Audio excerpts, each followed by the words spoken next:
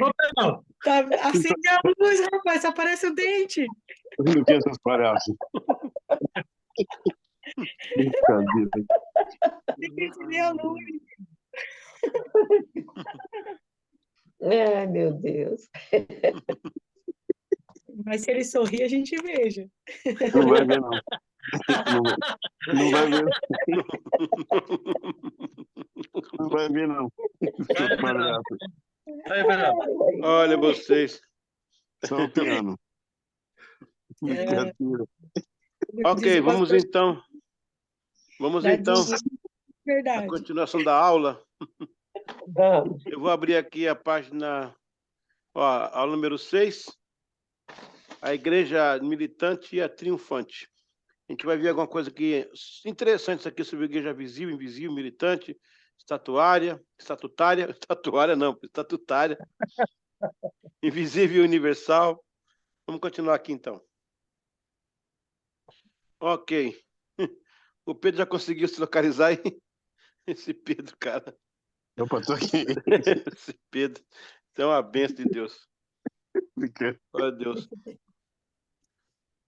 Quer ver uma cara preta aí? Acho que é eu. Hã? A igreja, enfim. Por falar nisso, a igreja é visível e militante. Ó, Pedrão, aí, ó. Fantasma. Oh, meu Deus do céu. Eu não aguento. Só você, viu? Ô, turminha, rapaz. Até o professor, hein? Ó, Não, eu tô tentando dar aula aqui hoje, né? Não, pior que eles não vão dormir com essa imagem aí.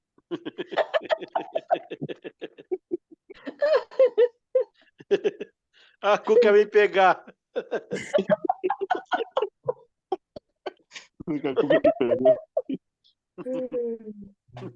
Meu Deus. Já chorei aqui. lá em Santa Catarina era o boi da cara preta. Você é louco.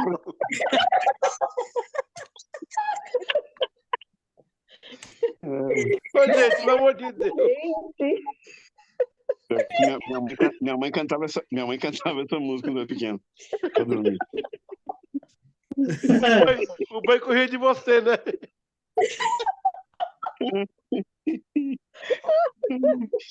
Eu choro esse jeito. Em vez de você correr do boi.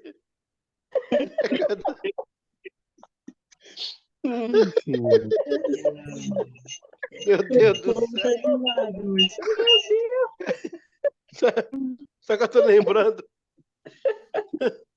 Eu tô lembrando de um presbítero da igreja antigo lá. Ele orava para as pessoas ficavam pior. Uma irmã chegou com o olho com problema, ele olhou pela irmã, e agora, irmã? Agora tô com os dois problemas agora deu os dois. Fiquei cega.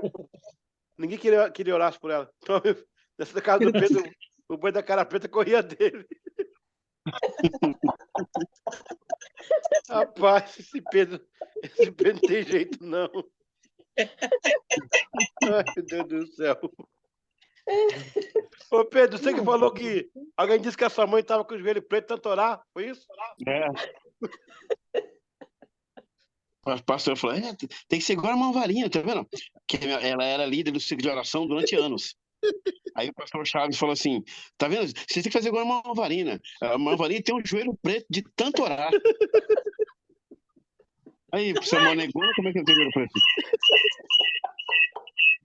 Meu Deus do céu. É óbvio, né? Ai. Vamos lá, então. Vamos lá. Meu Deus, vamos lá. Ok, a lição número 6, a igreja triunfante, militante e triunfante. Você já ouviu esses termos, né? A igreja militante, a igreja triunfante, sempre se falou isso nas igrejas, né? Quando alguém morria, dizia, esse irmão está agora na igreja triunfante, e nós continuamos na igreja militante, né?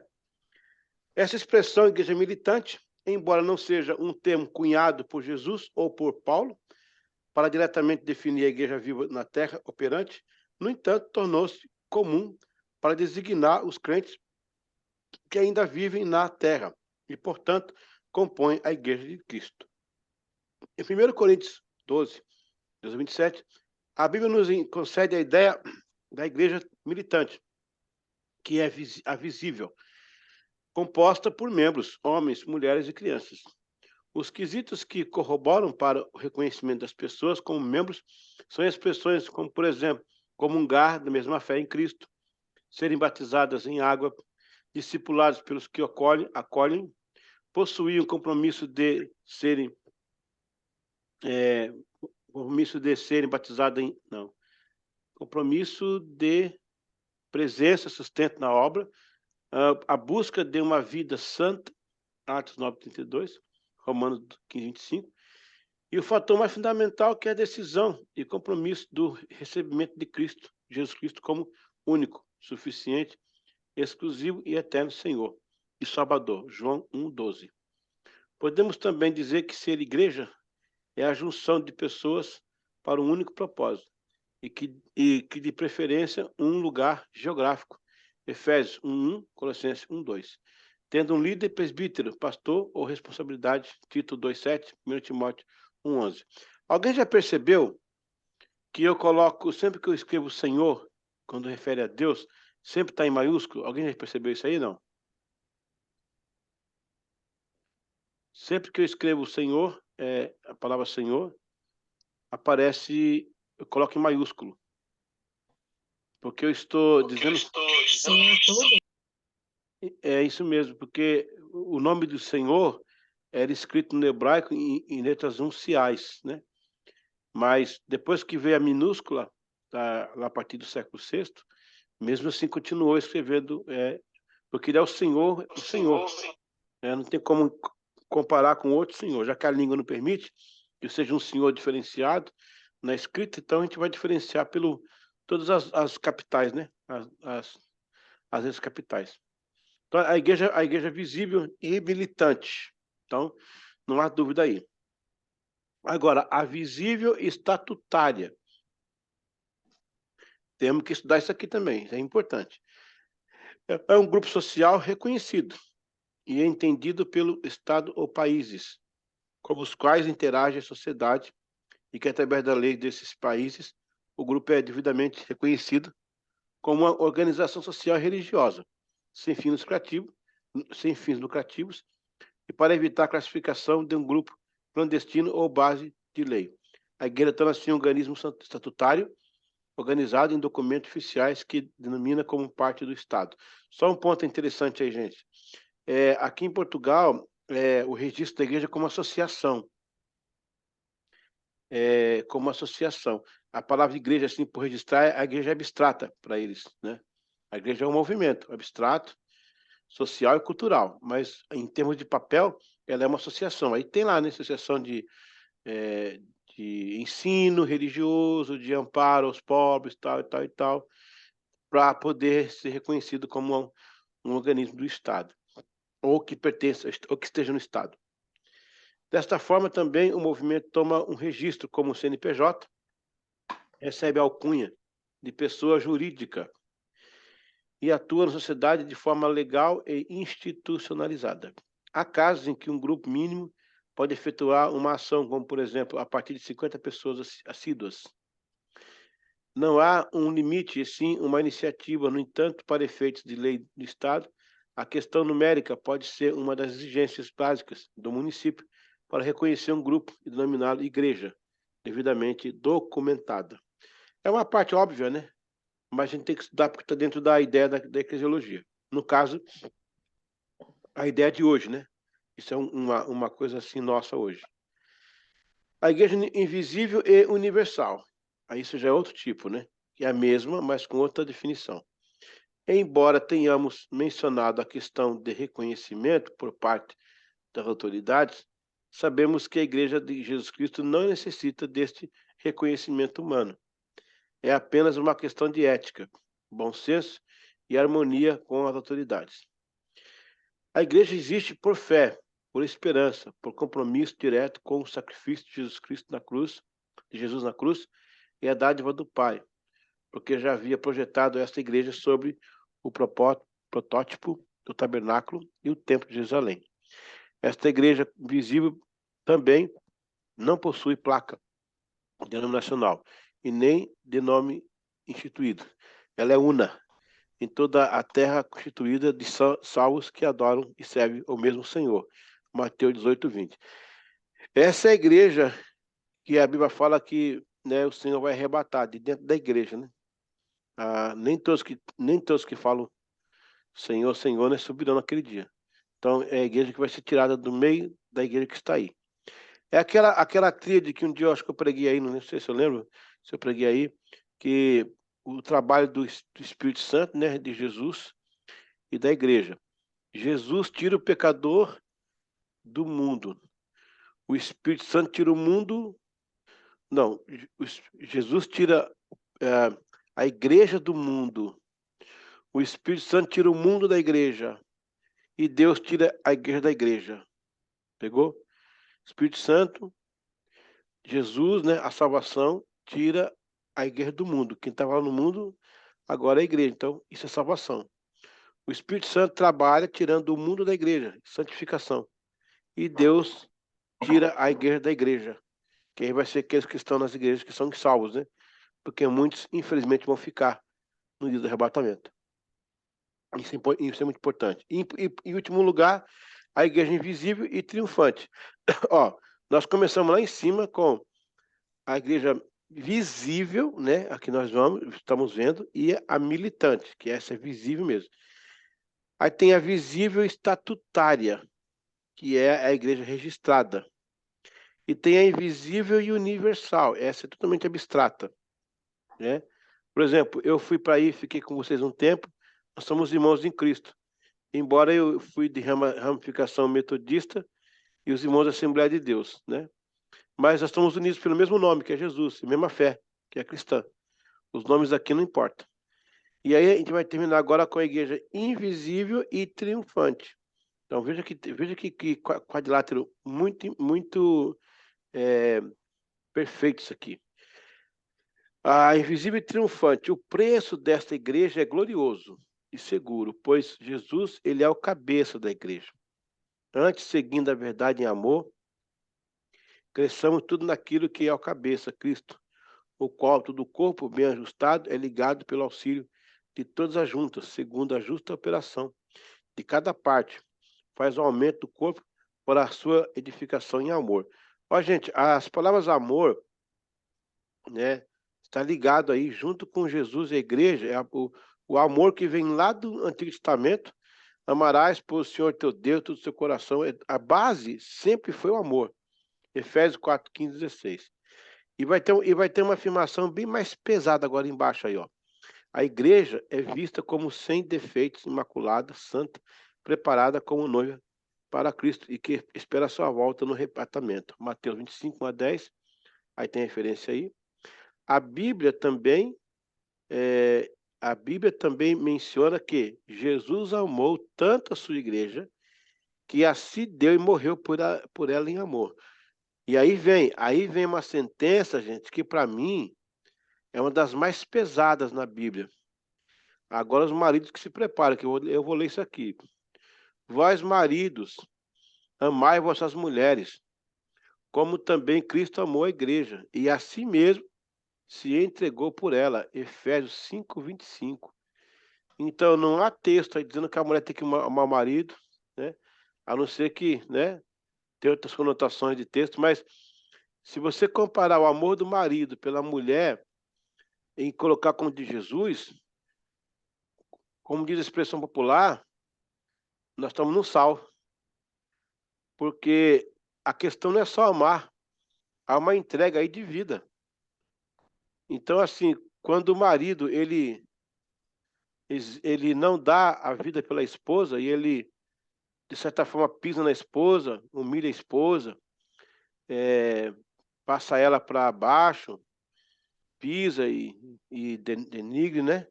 Está totalmente fora. Aí tem um texto que fala que porque os maridos maltratam suas esposas, as suas orações não são ouvidas no céu, não.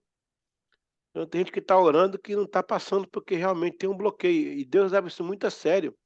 Deus põe isso muito a sério. Então, assim, eu fico lendo esse texto. Essa semana eu estava lendo esse texto aí. Eu estava lendo esse texto aí e me comparando, né, com relação à minha esposa, o que eu tenho feito de amor. E, de certa forma, eu tenho morrido por ela, né?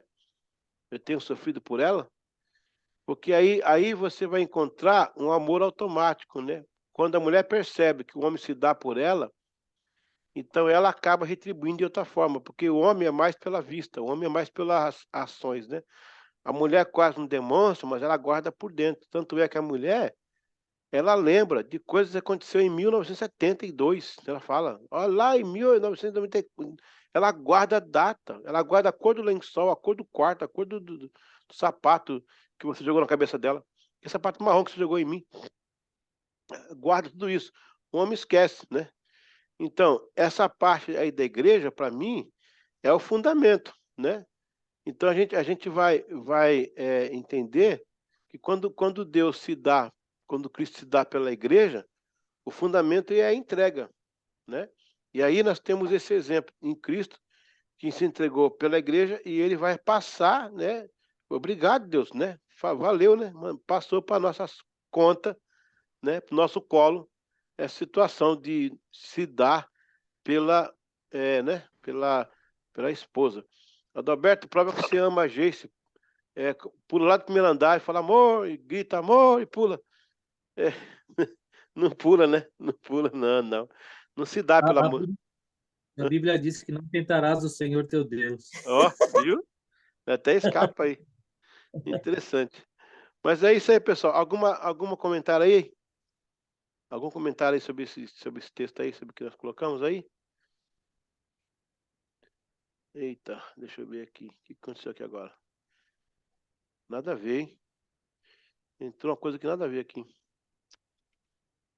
Tem que buscar a provinha agora.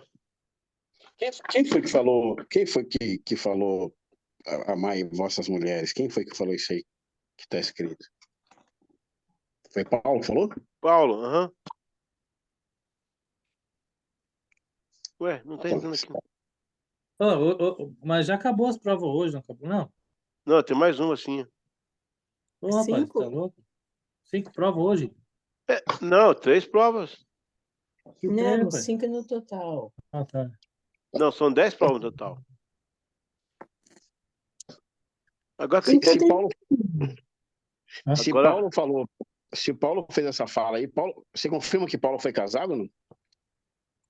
olha, é bem provável, porque para ser parte do Sinédrio tem que ser casado. Entendeu? Para ser parte do Entendi. Sinédrio é tudo suposição, né? Pedro também, até que Jesus curou a sogra dele, né? Não, não, tem mais uma evidência também que Paulo foi casado, porque quando ele tem uma fala lá que ele defende, ele fala assim, vem cá, mas se Pedro e os outros discípulos podem levar a esposa, por que eu também não posso? É. Ele faz uma defesa lá, então, se ele... Mas é muito, muito pesado o que ele fala aí, né? Sobre o marido e a mulher, rapaz. Incrível isso aí, viu?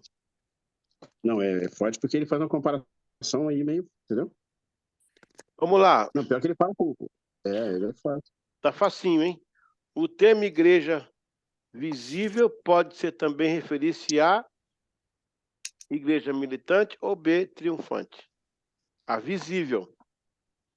A igreja visível, né, que você toca nela, ela é a igreja militante ou é triunfante, né?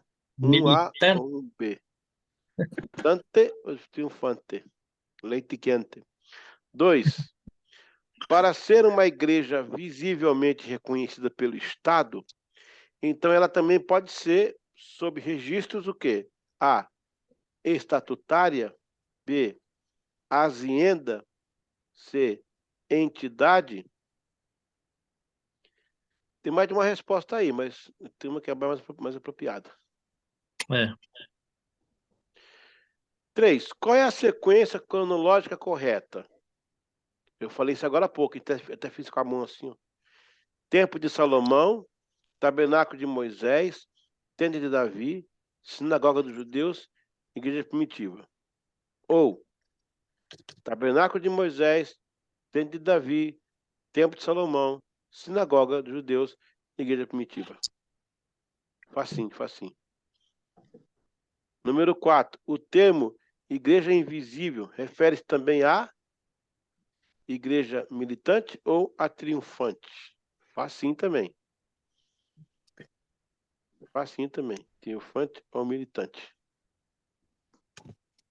Existe uma parábola que Jesus fala das virgens loucas e das virgens sábias que carregavam, né, como é que chama? Azeite nas lamparinas. Ia dar meia-noite, né? O noivo ia chegar e as que tinham lâmpada, o noivo foi recebido, as que não tinham, não puderam entrar, tanto é que elas pediram emprestado.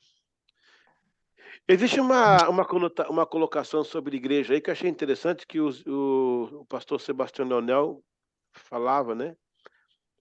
Achei interessante a exegese que ele aplicou, muito oportuna. Ele fala assim que tem a igreja verdadeira que carrega o Espírito Santo, né? Ela carrega o Espírito Santo entre... Eu tô bem no meio do casal aí, né? O casal... Eu tô bem aqui no meio do casal, separando o casal. A gente fala pro meu lado, passa aqui e sai aqui pro Roberto. Interessante. Eu tô separando o casal aí, ó. E o fundo é branco também, né? E faz a seguinte colocação, que eu achei interessante, Pedro. Ele fala o seguinte: a igreja, há dois tipos de igreja hoje. A igreja verdadeira e a falsa. Isso é, a igreja aí é falsa.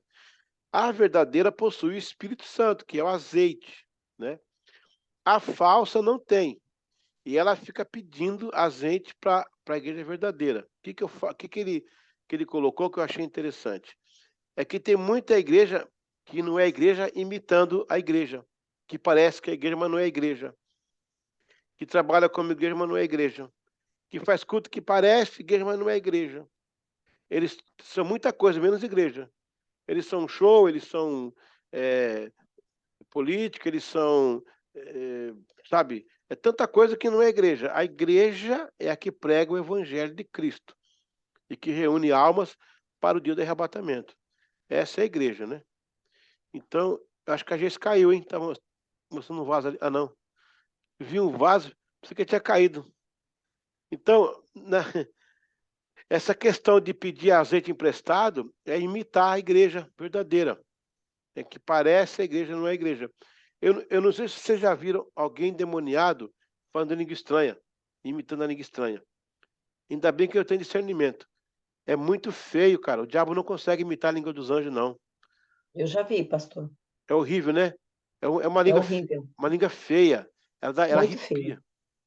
Ela arrepia a gente, cara. Eu estava no culto lá no Brasil, uma mulher falando lá em língua estranha, batendo pé, eu vi que não era. Botei a mão na cabeça dela, o demônio caiu no chão, enrolando. Falei, eita.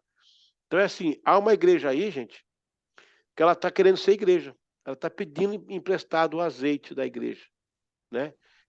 Só que o noivo vai chegar, ele vai encontrar só com a noiva que tem o real azeite, né? Então, por isso que a Bíblia fala que não devemos deixar apagar a lamparina, né?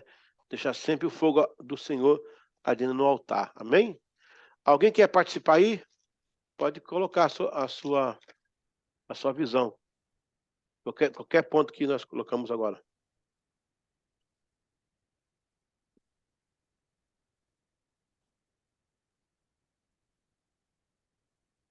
Quando você fala de igreja hoje, nesse último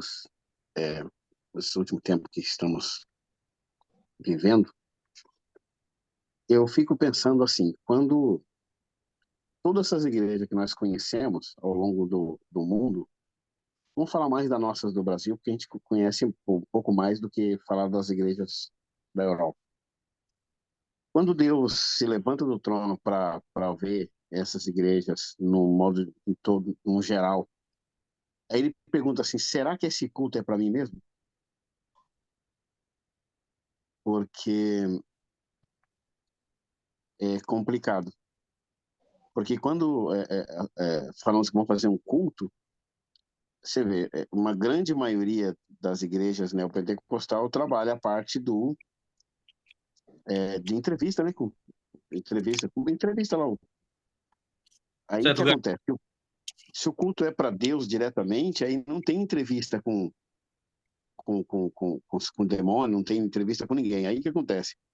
É isso que acontece hoje. Nós temos algumas dificuldades, nós, quando falo assim, nós no sentido de geral, e aí eu penso assim, o que Deus pensa quando ele consegue ver um culto que é para ele, que é falado que é para ele, e é tirado milhões e milhões de dinheiro também, e mais um monte de coisa que acontece. Então, o que acontece? Hoje, é complicado entender para as pessoas que estão se convertendo agora do que realmente é igreja. Era fácil para nós, de 30 anos atrás, entender o que era igreja. Mas para quem está se convertendo agora, eles perdem a referência da igreja. Mistura. Eu tenho uma ideia, Pedrão, de que, falando em cima desse nosso texto, através da igreja militante e a igreja triunfante. Hoje, vamos dizer assim, num ponto geral, num ponto de vista geral, as pessoas pregam essa igreja militante, essa igreja que é palpável, que às vezes as pessoas querem, que é materialista, que é o show, que é aquele movimento. E a igreja triunfante se vê muito pouco pregando, que hoje nós consideramos o quê? Uma igreja que realmente prega o arrependimento para que nós um dia possamos morar neste lugar, onde a igreja vai triunfar. E não aqui na militante, onde quando Deus, Cristo voltar para buscar a igreja, dentro da igreja, onde as pessoas vão ficar. É assim que vai acontecer. Então, hoje, infelizmente, o que está acontecendo é isso. É um grupo de militante que prega para militante. Yeah. E eu tenho muito medo da palavra culto, sabe? Culto é culto, né? Eu não consigo misturar as coisas quando é culto. Culto é culto. A igreja perdeu muito essa referência de culto, essa referência. Eu acho assim, se vai ser uma programação especial, tem o seu lugar, mas o momento do culto é o momento do culto. Não pode misturar uma coisa com a outra. Eu já vi num culto o pessoal parar um culto para fazer sorteio, para fazer. Foi, gente, pode fazer sorteio, não tem problema nenhum, não, mas o culto em si é o culto, aquela parte do culto. Eu estou dando uma matéria chamada liturgia com o pessoal do Nazareno do Brasil, e estou falando nesses pontos aí. Então a gente precisa resgatar o sentido real do culto, né? Ó, tem 7 minutos para a gente terminar. O que mais alguém quer colocar? A gente está quase dormindo. Amém? Então, Sim. para concluir aqui a fala do Alberto e a minha fala, isso serve para nós continuar tendo cuidado. Eu fico feliz hoje, de verdade, hoje com 53 anos de idade, eu fico feliz de verdade em poder participar de uma equipe de pessoas que a gente se reúne numa casa de oração, e o culto que nós temos prestado para Deus nesses últimos dias, nesses últimos tempos, tem sido culto de adoração a Deus. E nós temos sentido a presença de Deus genuinamente. E Deus tem falado nos nossos corações de uma forma transcendental, coisa linda de Deus. É muito gostoso ir para os cultos de quinta-feira, culto de sábado, culto de domingo, e sentir o que nós temos sentido.